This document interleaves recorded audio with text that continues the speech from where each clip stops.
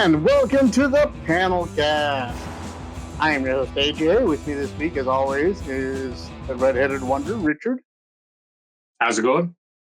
Congratulations, Richard. It's your 78th birthday or something like that. You're old enough to now have the wig attached to your bandana, so you just wear that to make it fill in your hair spots. Is that correct? Right. Yeah, absolutely. Awesome. I can't afford that, obviously. Look, hair's the only thing I still have going for me. The rest of my body doesn't work, okay? My knees are shot, my heart's shot, my lungs are shot. Like, give me the hair, damn it. No, because God didn't leave me mine, okay? So in this week's episode, we will be going over Bad Blood, WWE's PLE, as you like to call them now, that came out this weekend. We will also be discussing and reviewing the new movie that came out, the remake of Salem's Lot, that showed up on HBO Max. And we might cover a couple of little news bits that we want to go over. So all of that in this episode of the PanelCast. So, Richard, what do you want to start off with? You want to start off with Bad Blood, or you want to start off with Salem's Lot? Dealer's choice. I mean, they're both Bad Blood. So, you know what? Here's what I want to do. I want to ask you a question because I haven't seen it yet. So I want your immediate opinion of the new Hellboy. I know you saw it today. You had already texted me about it. Everybody in the world is wondering why it went straight to video, and everyone's excited to see it. So have you ever? Okay, I don't know how familiar you are with New Jersey or New York, but you know those barges that go down in the waterways that carry garbage, right? Hot garbage is what they're referred to. Right. That would be about what Hellboy is. Is it on the barge? Is it mixed in with the garbage, or is it being dragged by the garbage? It's just a heap of trash. Okay. It had potential, but the way it's shot is very weird. It's shot almost like it was meant to be a TV show. Because it had the weird breaks that a show would, or like something like Memento does, where a movie's shot out of order and you're going in chapters. Right. It's shot that way, but it's not. And the actor that plays Hellboy isn't very Hellboy. Is like, I mean, I recall he was he played Black Tom, right, in Deadpool. Yes. Yeah. He was better than that. It wasn't the role, and maybe it's the way the character's written. It didn't grab me. It wasn't done well. The look, once I got the full look of him, you know how I was making fun of him. He is a lot smaller, but it does kind of match the comics because Hellboy has this weird, almost lengthy, big, like bulky but lanky, kind of droopy looking look to him, or like everything's more bottom than top. Right, and he does have that look, but it just. So in the trailers, like, it looks better than it did in the trailers, but all in all, like, the storytelling just wasn't there. And I mean, if you're new, like, if you didn't watch the original Hellboys, or if you didn't read the comics, or you're really not familiar with it, like, it's not going to pull you in because there is no history in the character at all. Wow, there's no origin story, nothing like that. No flashbacks, no. There's a few like space stuff. I mean, not even father. Father isn't in it. No BPRD, anything like that. Wow. Yeah, it's not. I mean, he is working for the government. They are doing the but they're right in the thick of it. So I mean, it's like turning opening up a book right around the middle and starting reading. So that's a very big disconnect if you're trying to bring in new fans to me. Right. And as an old school fan of Hellboy, it just didn't feel like Hellboy. It just didn't have that. The way they told the story is just very. It's a weird story on top of it. It's about a witch in the Appalachian Mountains, and it's just. Did you read the trade at all? No. Yeah. No, I didn't read that one. I was wondering the comparisons. You know. I don't know. I was though I didn't have the highest expectations. I was still kind of disappointed because once I saw him and it started, like, his acting wasn't it wasn't horrible. I don't think it was the acting that was the problem as much as I think it was the writing. Mm-hmm. So, wow, that just gave me messing with my mind there, man. You're welcome, audience. But all in all, like I said, I mean, it's worth some people watching it, but I did not enjoy it at all. Oh, well, that's too bad. I'll I have it too. I plan on watching it, but I think I'll read it before I watch. Or I don't know. Maybe I'll watch it before I read it. I mean, I think it's always better to read it after the facts. That way you can fill in. But if if you read it before you watch it, then that could sway your opinion because you can autofill on what they're leaving out of the movie. I don't want to do that, you know. Well, that will lead us into my thoughts on Salem's Lot. I'll tell you that much. Let's go there. Let's go to Salem's Lot. I liked it. I thought it was really cool. I thought it was, especially the way they filmed it, and it was a throwback to the 70s vibe, you know. Right. It has that 70s yet still modern vibe to it. I thought I thought they still stayed pretty on point with the book. It told the story very well. There are some, but it's time constraint because you're talking about a 2-hour movie as opposed to, I mean, the original was a 2-part miniseries. The TV show? Yeah. 2 or 3-part miniseries. Yeah. And then you're talking about a book, so you're cramming a lot of information. So there are some background or parts that are kind of unimportant that aren't in there. But as far as the base of the story, they did a really good job of keeping it right pretty close to the books or to the book. Right. If you don't count the short stories, but yeah. So I was really impressed. I really did. I was shocked because a lot of the Stephen King properties that they make, I don't enjoy. Yeah, they're hit and miss. There are a lot of things miss, you know. But I enjoyed it. I especially liked the cheesiness of the special effects makeup that they put on the vampires. You know, the glowing yellow eyes and the teeth and all that. Like, they were cheesy and silly, but back then would have scared the crap out of me. And that's what I appreciated that they were going for. They were going for the easy scare of the 70s, you know. Yeah, and I enjoyed that. That's the one thing. And like I read some reviews where people were like, well, it's not scary. It's not really a horror film.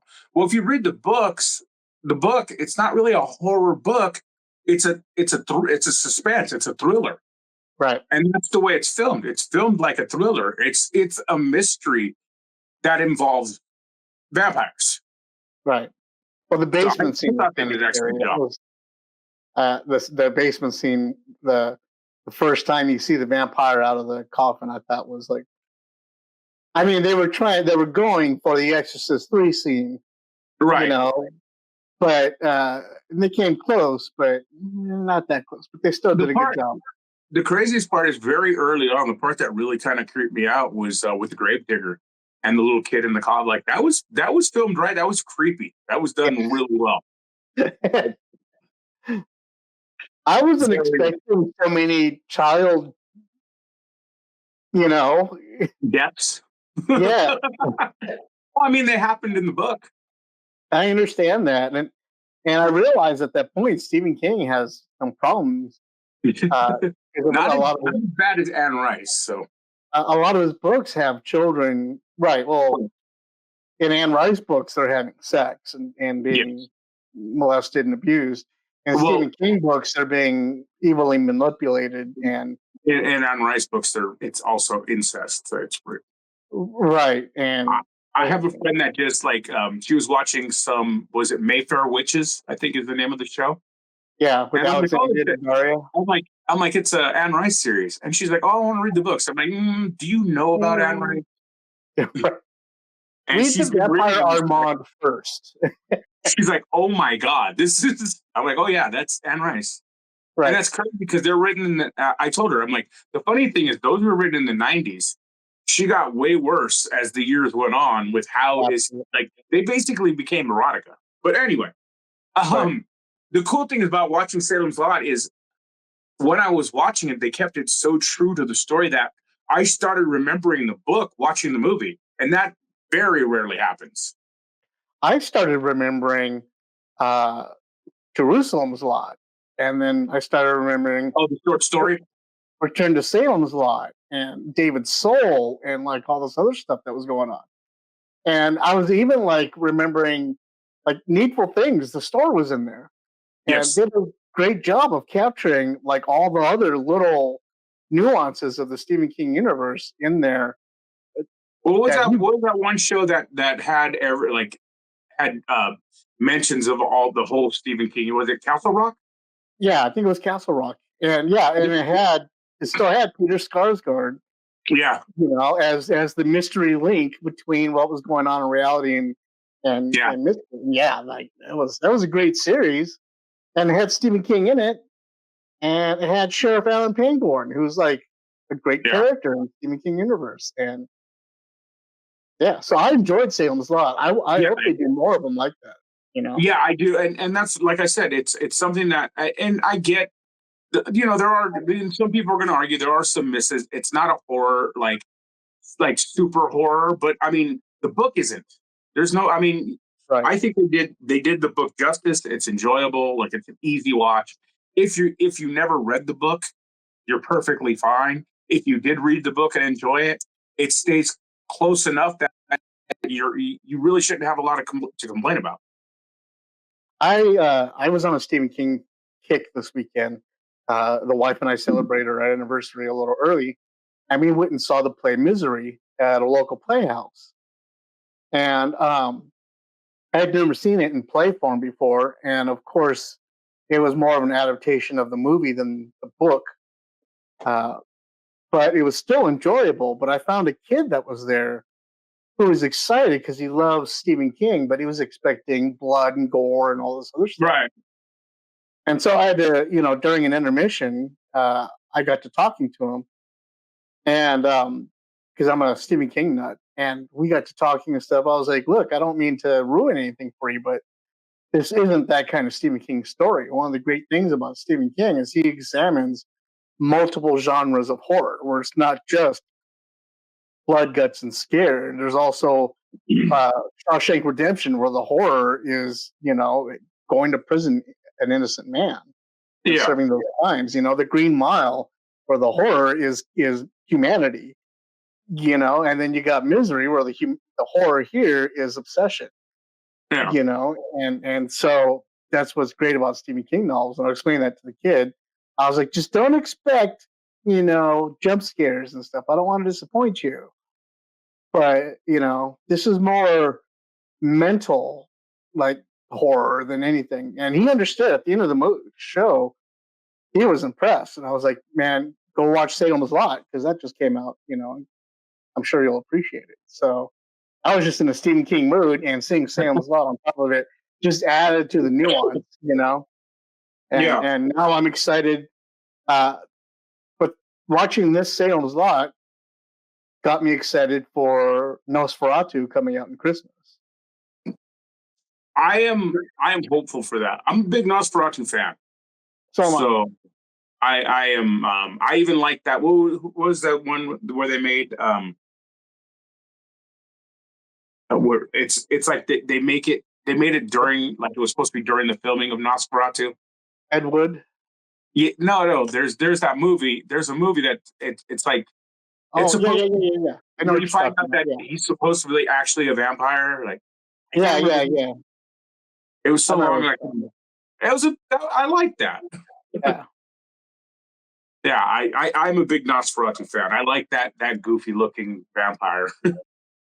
I like But the director, Eggers.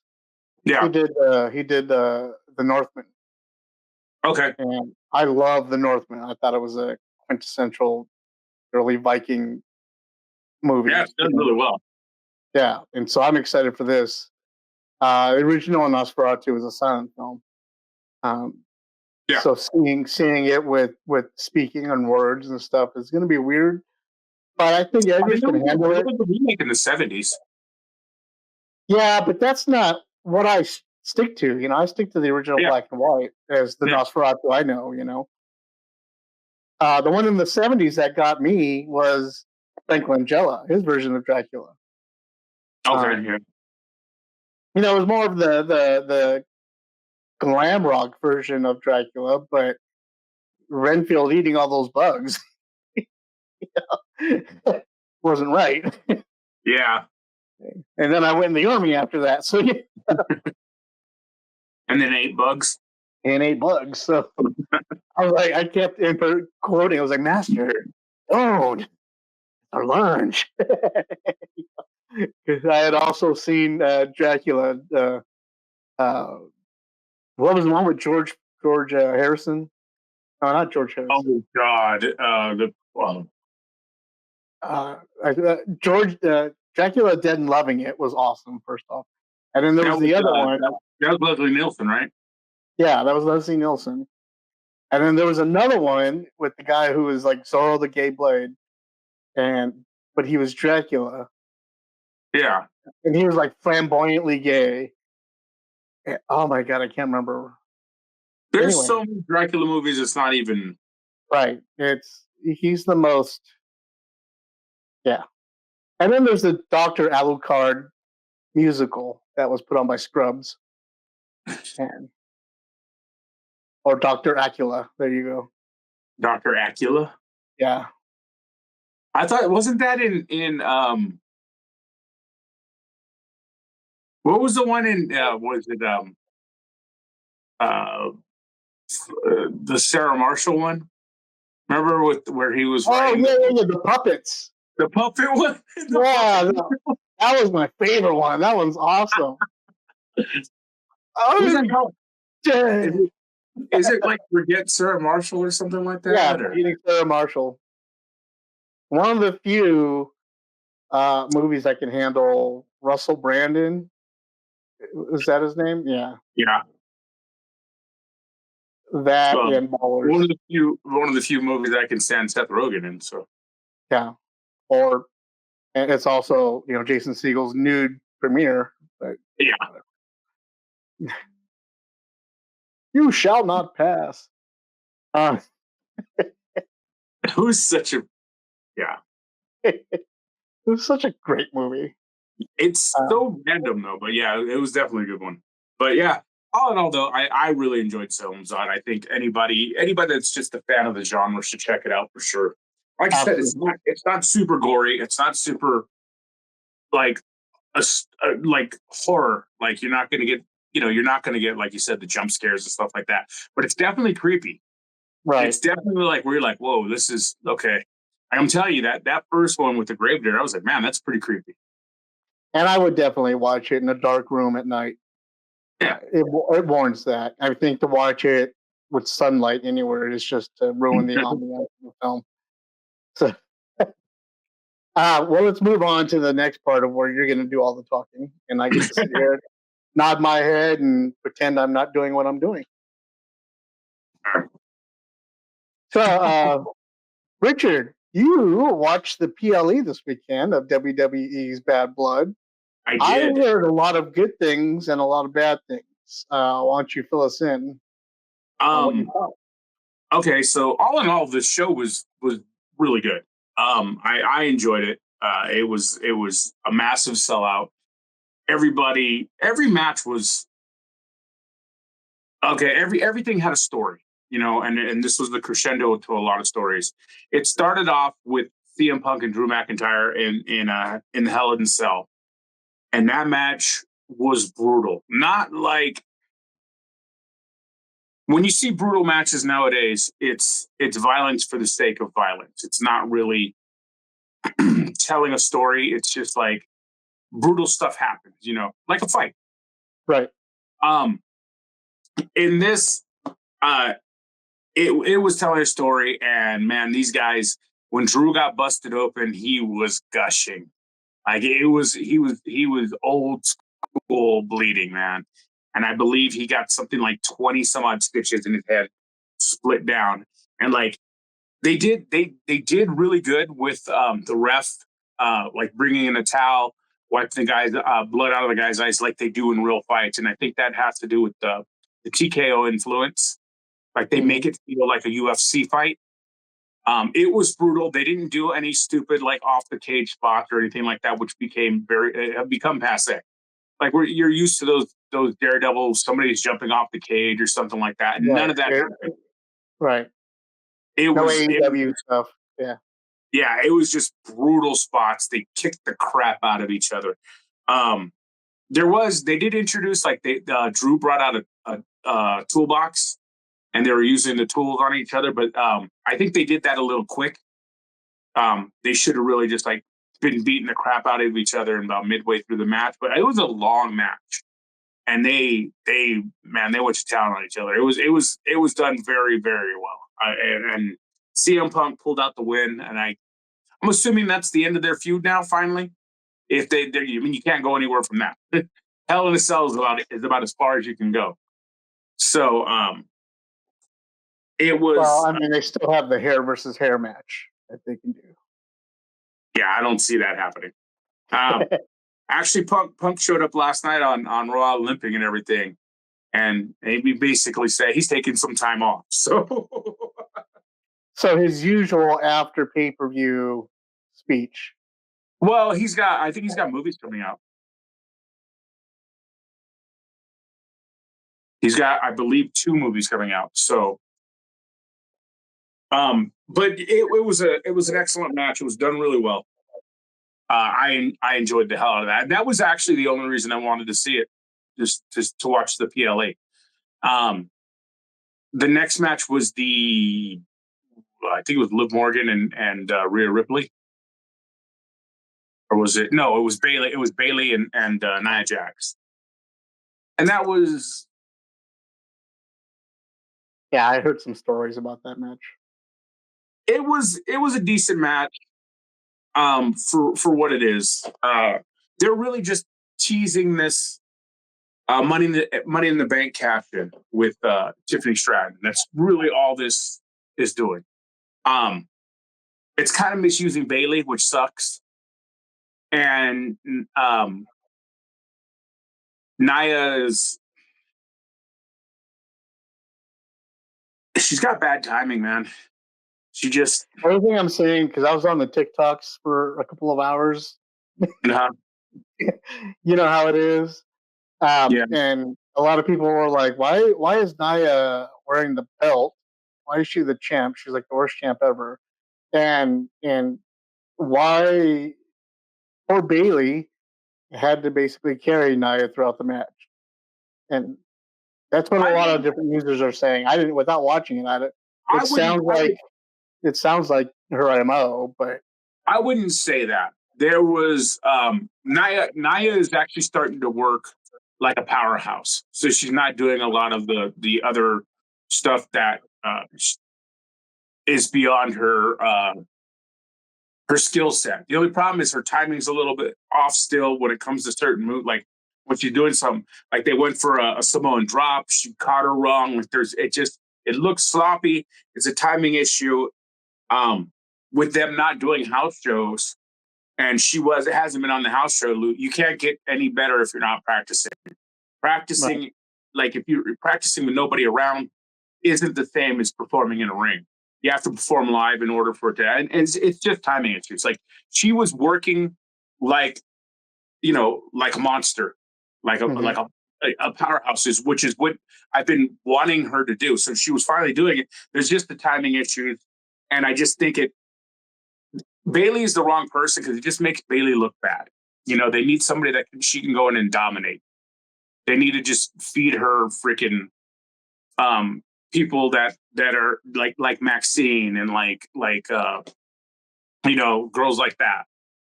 Just like a lot smaller girls for it to look very vicious and for her to get her timing right. So I think she just needs to go. I mean, it's just. I think she in her head she thinks either A, she thinks she's bigger than she is, or B, she doesn't understand her body the way it is.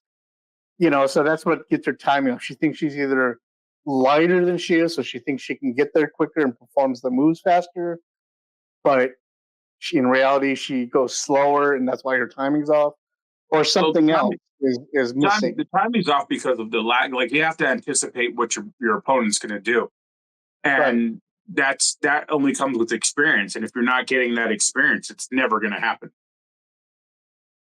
So, all in all, though, I mean, it was a decent match. It's really just teasing this this cash in from Tiffany Stratton.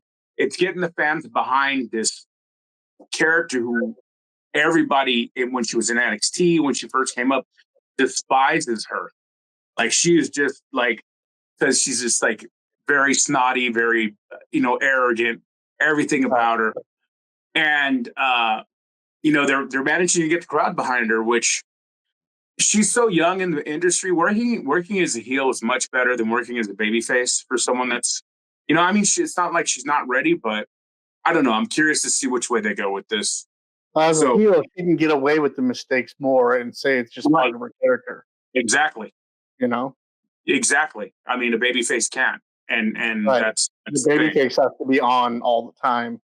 And any mistakes is a strike against her character, And I don't think she's as strong on the mic as you need to be that that kind of babyface. So we'll see how it goes moving forward. And then we had, what was the other match?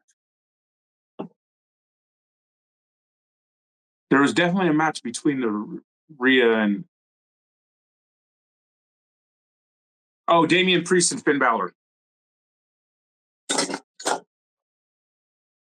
I'm tired of seeing the Judgment Day numbers game and all these people showing up in a match.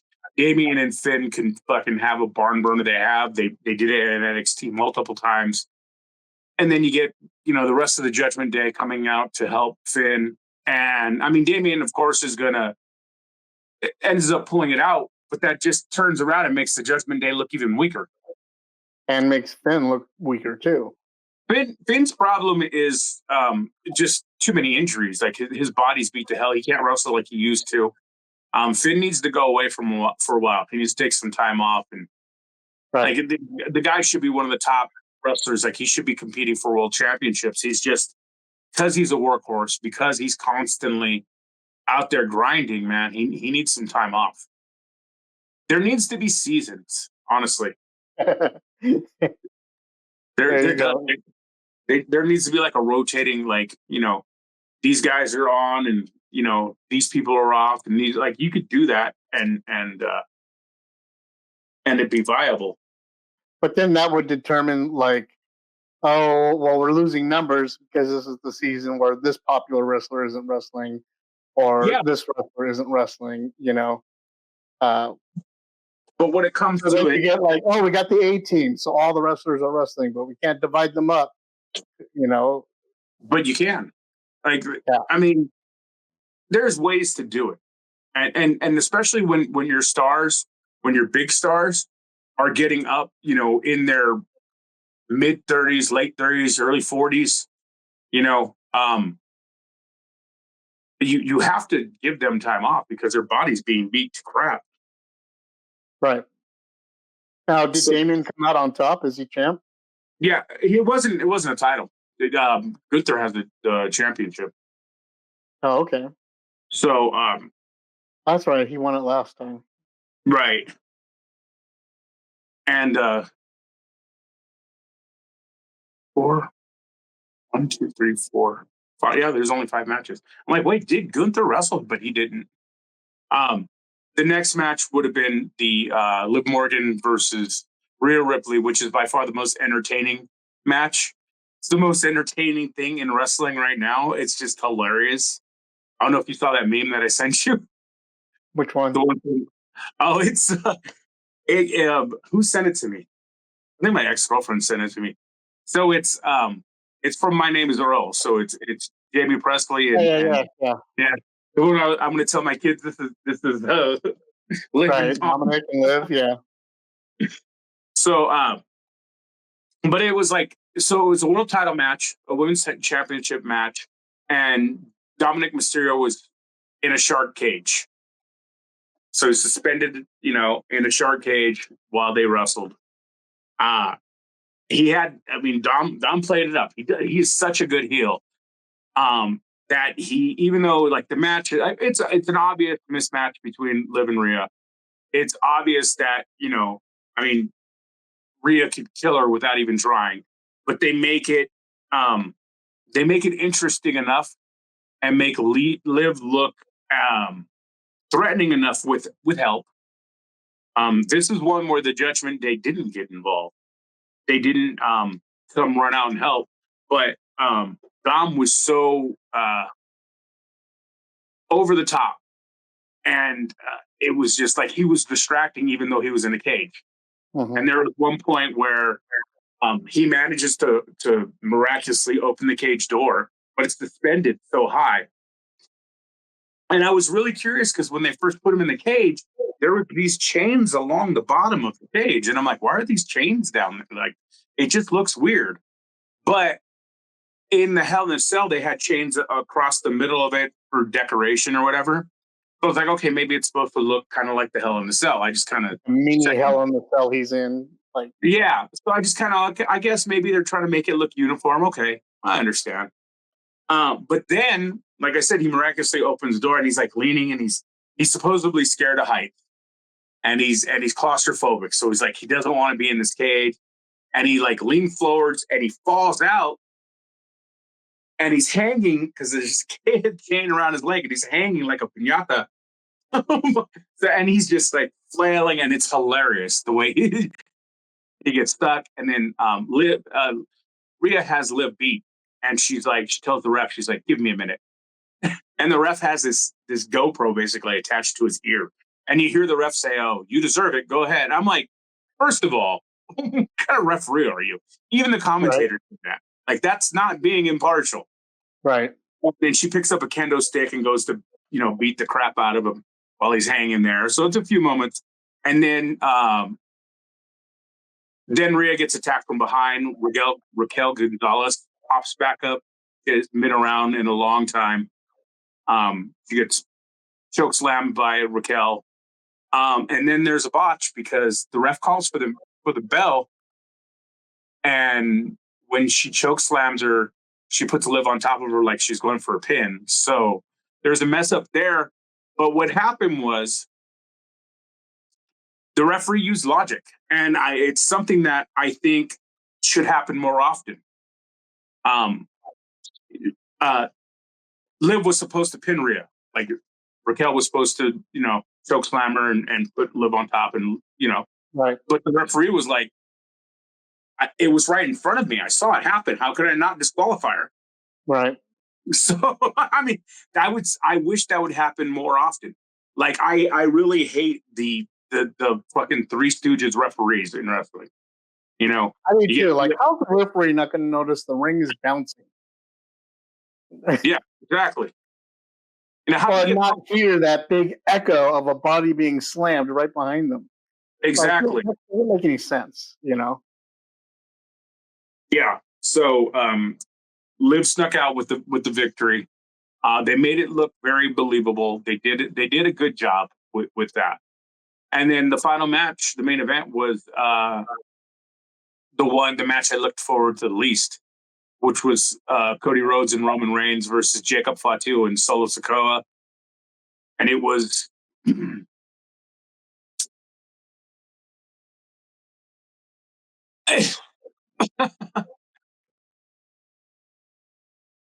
it's building up to a lot more between Roman and the bloodline. So Cody was kind of an afterthought in this match, which I think is really a miss when it comes to that's your world heavyweight champion. You know, you have the world champion or the universe champ, whatever he's called, in the match, but he's kind of the afterthought. You know, it's all about Roman versus Solo and the tribal chief versus the tribal chief or whatever. And the token white guy just happens to be there. Right. And they made Jacob Fatu look like a monster. And there's one point towards the end of the match where Cody is just beating the crap out of Jacob. Like Roman, I think Roman's a legal man. Roman and Solo are the legal man. And Cody's just going in and he's beating the crap out of Jacob. And Jacob just keeps getting up. And Cody's like, what the hell can I do? And he hits him with the crossroads on the floor. He slams him into the ring steps, all that stuff, lays him out on the table. And he looks at Roman and he salutes Roman. He jumps off the top rope, off the turnbuckle to the floor, puts him through the table. So that's Cody was done, right? Then you had was it Tamatanga and Tongaloa came out, of course. Mm-hmm. And, you know, Roman kind of dispatches them for a second. Roman's down. And then out of nowhere, see a guy standing like they're up there. And then Solo's really, really giving it to Roman. And then you see Solo turns around to say something to Tongaloa and Tamatanga. And there's a guy standing behind him in a hoodie with a mask on. And like, he's like, what the hell is that? Guy super kicks each of them. It's Jacob. Or it's Jimmy. Who we haven't seen Jimmy Uso in I don't know how long. Months. I think a little bit after WrestleMania. So Jimmy made his return, helped out Roman. Roman gets the win. After the match, Roman and Jimmy are leaving, and the Bloodline attack Cody. And at first, Jimmy's like, "We need to go help him." Like, I saw that part in Roman looked back and he's like, "You're the tribal chief. You know, whatever you want to do, I'll do it." And then they decide to go back and help him. Yeah. And then The Rock shows up, and he didn't say anything. He shows up, you know, with his Rock title, and we don't know whose side he's on. So he just shows up and like, look at my title, and then that's it. He shows up, got the title on his shoulder, and it's Jimmy.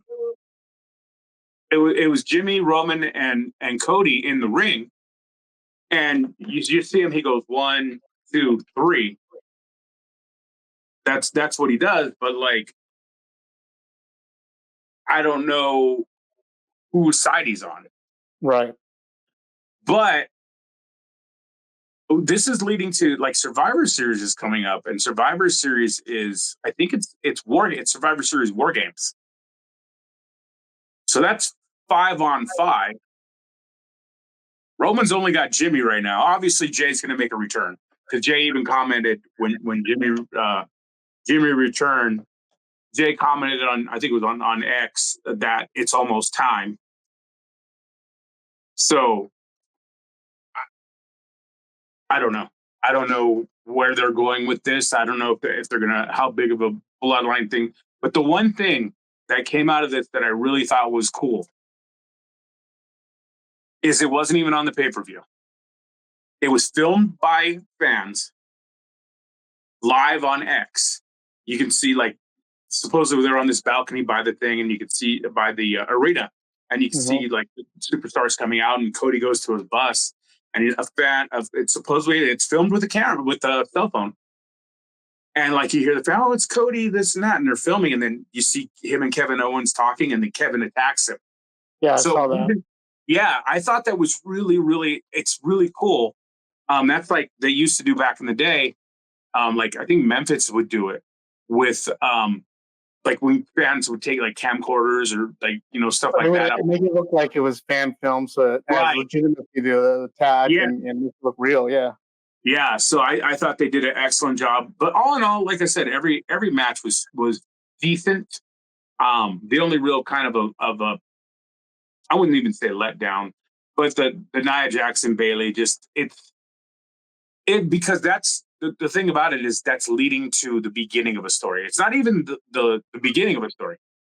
It's like the header to get to the story because the story's gonna be Tiffany Stratton and Nia Jax, but it's just barely tiptoeing that way.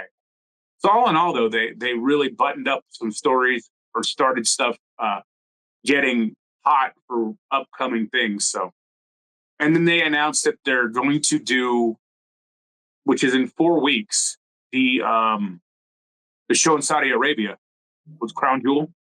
Yeah. So Crown Jewel, they've officially announced now. Well, it's annual, obviously, it happens every year, but they're doing an annual championship.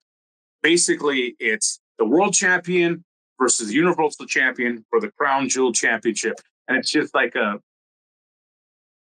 winner take all. Yeah. So neither one of their world titles are on the stake, but it's both men and women. So whoever's the world champion, whoever's the universal champion, wrestle each other for this Crown Jewel Championship, which only gets defended that one time a year. But still, that's the only time. I mean, I think that's cool because you're getting both world champions against each other, which is what I think Survivor Series should have been. It should always be brand versus brand, but they're going. They may be going back to a traditional Survivor Series style. I don't know, but for it to be Survivor Series War Games, to me, I think wrestling uses gimmick matches way too often. They should be blow off matches. I hate there's no reason for this to be a War Games now. It should be the end of a feud. Like there should that's when it hits. You know what I'm saying? You've been fighting for so long. The only way you can solve this is in War Games. Like they did with Punk and McIntyre with the Hell in a Cell. It didn't happen just because it was a Hell in a Cell pay-per-view. It happened because there was nothing else these guys could do each other. I like it when it gets to that point. Like a cage match shouldn't just happen because that's the theme. Right. This is the feud ender right here. Right. Like this is the rubber match. This is it. Yeah. Yeah. So War Game should be because that's the double ring, right? Right. Double ring, double cage. Right. Yeah, that should be at least in NXT. I always thought it was because they would do right. I mean, you got some great matches out of there. Yeah, and it was and that's the thing. NXT War Games wasn't an annual thing, it wasn't announced months ahead of time. It was always, you would get Regal come out or whoever come out.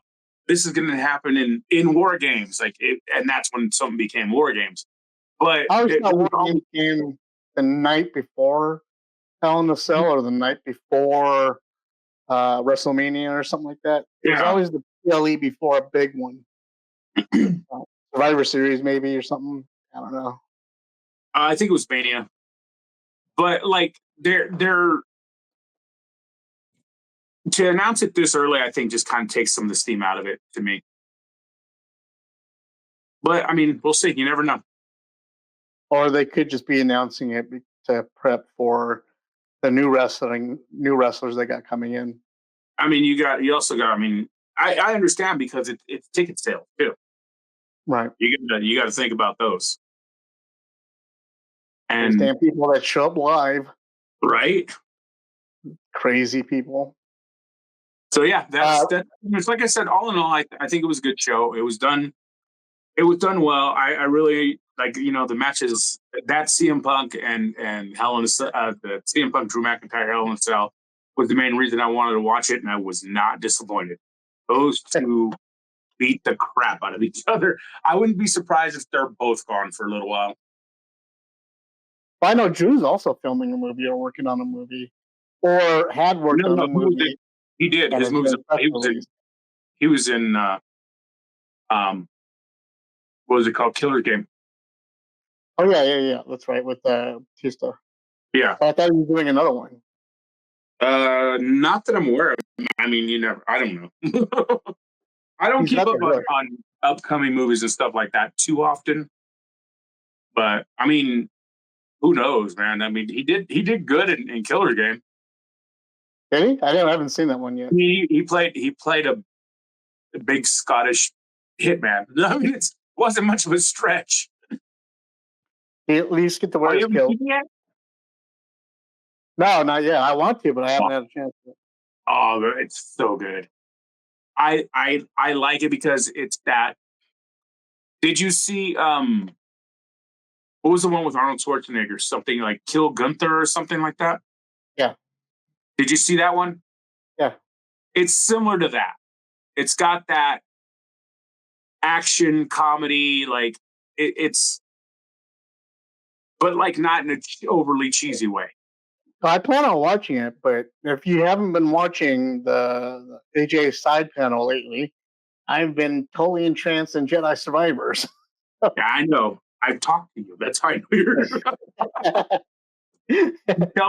You tell me how entranced. I mean, you play that as often as I play Call of Duty, so. Yes. I played. Got 8 hours yesterday. I know I was awake 9. I played for 8 hours. So there. So yeah, all in all, like I said, definitely, especially if you enjoy. I think if you enjoy wrestling in general, I hate tribalism. I like wrestling. I watch TNA. I watch AEW. I watch it all. I watch freaking AAA and CMLL. I watch New Japan. I mean, you name it. If I can find it, I'll watch it. So it's an enjoyable show. And I like the fact that their smaller shows are shorter now.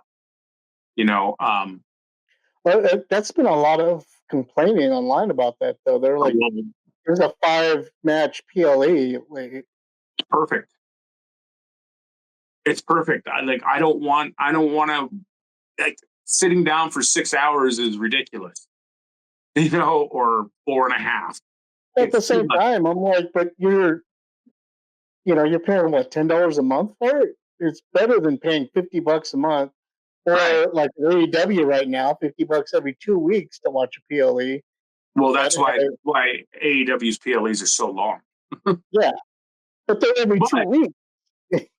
But I mean, I guess that's something we'll talk about, because that looks like that won't be the norm. No, not with signing with Max. However, you're still going to have to pay for them. It's not going to be part of the subscription, but they're going to be at a discount.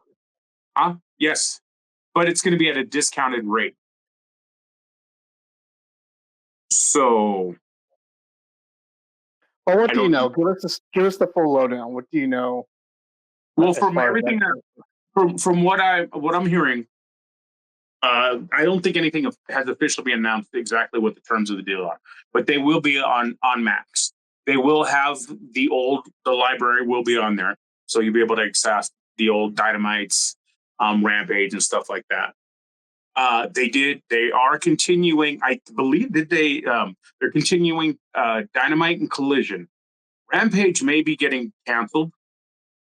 That hasn't been confirmed yet. The fact that they're going to be starting whatever the Friday night show is. Right, that's Rampage. So yeah, because it's getting low attendance numbers and it's getting lower viewership. So they're thinking about everything. But they're supposed to debut another show instead. But I don't know where. I don't know if that's going to be a streaming show, a YouTube show. What's going to be? Everybody they trademarked the name Shockwave, so it seems like that's going to be the next name. But I don't know exactly what kind of show it's going to be. Not the Transformer.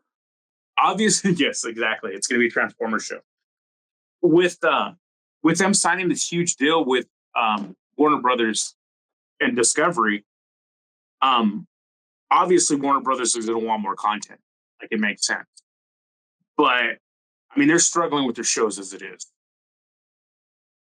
However, they are creating intrigue with this Moxley thing. And like, now that they're like, who is he working for? Who's like, everybody's thinking it's Shane, you know? Right.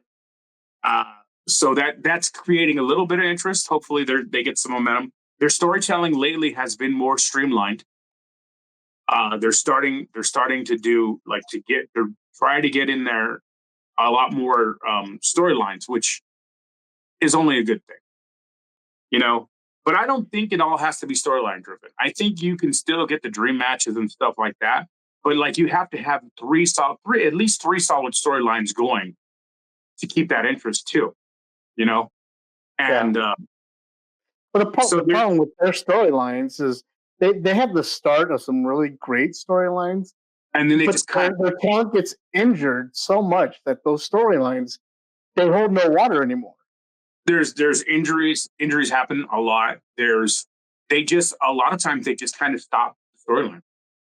Right. Like, I mean, for instance, because of the injuries, same thing. Like Adam Cole, the whole devil thing. Not only because Adam's been out for almost a year. He is supposed to return soon. But not only did that just completely disappear, but he got hurt. Then MJF was gone for a long time. They did absolutely nothing with the Kingdom that was supposed to be like. They were supposed to come in like NWO, or the other group that Adam Cole had in Undisputed. Yeah, Undisputed, that's they why were all supposed to come in like that and run ruckshot over AEW and do all this crazy stuff. And then he was going to have a huge feud with MJF over fucking him over from being best buddies. All this stuff was going to happen. And what did he do? He took a step off the ramp and broke his leg, broke his ankle, shattered it, and it ruined all those storylines. And then and ruined it. And then they stopped using Wardlow. Wardlow disappeared. We haven't seen Wardlow in months. He's gone. He's the new boss. He's the new Shane McMahon. That's what I called it. Wardlow disappeared. And they just ruined the King. Mike Bennett and Matt Taven are an amazing tag team, and they've just made them look like crap. And they're trying to break them up too. It's just, and I mean they've used Roddy, okay, but now like Taven and Bennett look like lackeys for Roddy, and Roddy looks strong, but he still loses.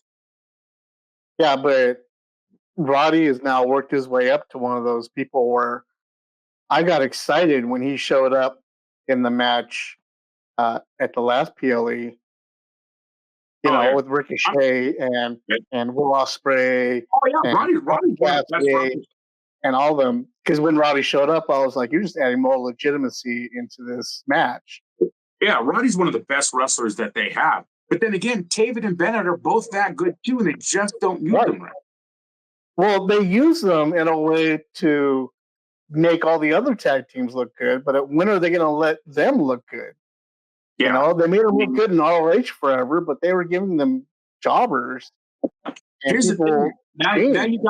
Now you got them building up Private Party again, and Private Party hasn't done anything in the last 2 years.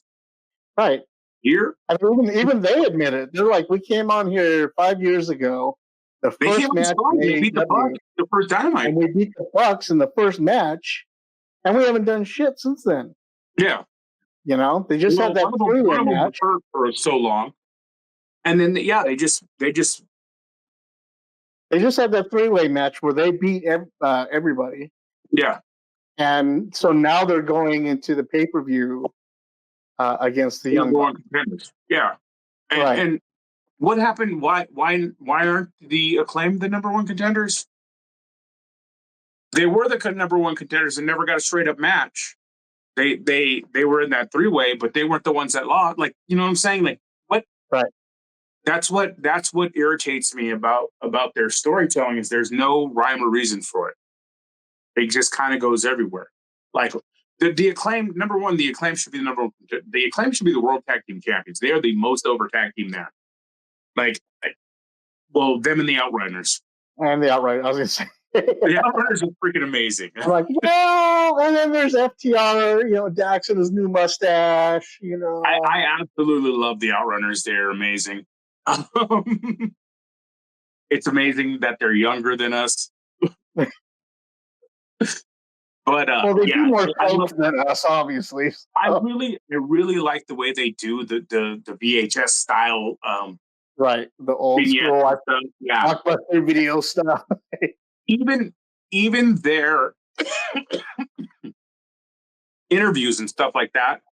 Like when they go on podcasts and people like they stay in character. I love the Outrunners. I love the Outrunners. I love FTR, but they need a break. Which I'm pretty sure they're going to get with all the devastation that's happening where they live. So, Right. I know Adam Copeland's supposed to be coming back soon. Adam Cole's supposed to be coming back soon. I think I have to ask, where did Adam Cole move to? Back to Florida, I believe. No, he moved from Florida to somewhere else. I thought he moved to Pittsburgh. No, he moved from Pittsburgh back to Florida. He was living in Pittsburgh with Britt. But I thought Britt had her practice in Florida. Or was it in Pittsburgh? I think it's in Pittsburgh. That's what I was trying to figure out, because she came out all Pittsburghed out. Yeah. She's from Pittsburgh. I thought I had read that he had moved to Pittsburgh instead of away. He's from Pittsburgh. That's what they call it, Britsburg. Yeah. But yeah, and he's from Pensacola. He's from Florida. Okay. I think he moved back. And I know I don't think he said where he moved, because on his Twitch stream, or he does a podcast with Evil Uno, the AEW games. Right. And he talked about like he just moved. They used to do it with Xavier Woods with Up, Down, Down. Yeah. But they had their own separate, but then WWE cracked down on that and was like, yeah, no cross promoting that shit. So it wasn't just WWE, because it was Xavier, it was Adam Cole, let's call it I can't remember his name, the Tyson, what is his name? Tyler Breeze. There was Pac and Claudio. And Pac, he was in there too. No. Yeah. He would wear a flannel and he'd have his hair back and his glasses on. He was always playing with them. They did the up, down, down stuff, yeah. But like the side one that they had, it was Claudio. And Tyler Breeze. Yeah, they had their own little mini clique going on. Yeah. Their own. They still do. They just don't. Yeah. Isn't Bailey in there with them too? Bailey and a couple other. A lot of the girls, like a lot of people do like the up, down. Like they just went to the straight up, down, down stuff now, because they would even call like when they did the Cyborg, because that one wasn't through the WWE. Like he would bring Zelina on, and then like Malachi would show up and like stuff like that. Like they would have he would do it with Miro. I saw a few of them with the Buddy Matthews on it, because he would geek out. Buddy Matthews is a big geek too. Oh yeah, which you wouldn't think. But that was actually probably the funniest thing that was said on commentary in a long time. The Australian guy. Yeah. Maybe she'll find a guy of her own. Maybe a guy with big muscles from Australia. So yeah, that was pretty funny. I like the fact that they're able to have fun on commentary now. Right. I really, you can see it, like how much fun Michael Cole has, like just his excitement and just, dude, him and Pat McAfee. Like I'm not the biggest Pat McAfee fan in the world, but those two together are gold. Like it's awesome, and you could tell they're just having fun. Well, it's the same with Taz and what's his name, the other wrestler guy on commentary. I can never remember his name. He's awesome at commentary. Excalibur. Oh, okay. I thought you were talking about Matt Menard. Oh no, Matt Menard, I can't stand. I love him, dude. I've always loved him. I think he's amazing. I love his comedy. I used to love his podcast when they had it. Like, oh man, he's so awesome. I can't handle his characters. I can't stand it. The funny thing is the whole New Jersey style accent. Like, dude, you're from Canada. Right. And where was I going? Oh, the way Taz and Excalibur, yeah. The way Taz and Excalibur like threaten the crap out and Shivani and all them. They're always like oh, we're afraid this guy's gonna come after it. And Taz's like, yeah, whatever. Try it. I know. I think by far the best on their commentary is Nigel. Nigel is the best commentator they have. By far. Nigel is so good. Brittle Brian. Because he can be a heel commentator without being cheesy. Yeah. You know, Taz is always great. You know, Tony Schiavone, I think Tony's good, but he's not like he used to be. But I mean, the man does a billion jobs for that company. So, I mean, obviously he's not trying to lift the heavy weight on commentary. Yeah. So many good talent over there that they're wasting. But at the same time, they all come in with their own ideas that they pitch to Tony, and Tony lets them go away with them because he knows that they have the experience and they know what they want with their career. So, yeah, you know, it's like I said, all you need is 3 solid storylines, and then you can do all the other crazy stuff. But you need to keep solid storylines to keep, number one, to bring in new fans, and to keep interest. Like I have been losing, and I'm, like I said, I'm a diehard wrestling fan. Have been since I was 4 years old. So like I said, they just need to clean up, you know, have 3 solid stories, and they wouldn't be wasting so much talent, you know. Agreed. So yeah, I think that about wraps us up for this episode of the PanelCast. Unless you had something else you wanted to talk about under that very cute wig you're wearing today. No. I'm gonna get a blonde one next. Yeah, that'll work. It can be like the 80s hairband. I'll like trim everything down except for the beard. I'll be Scott Egan.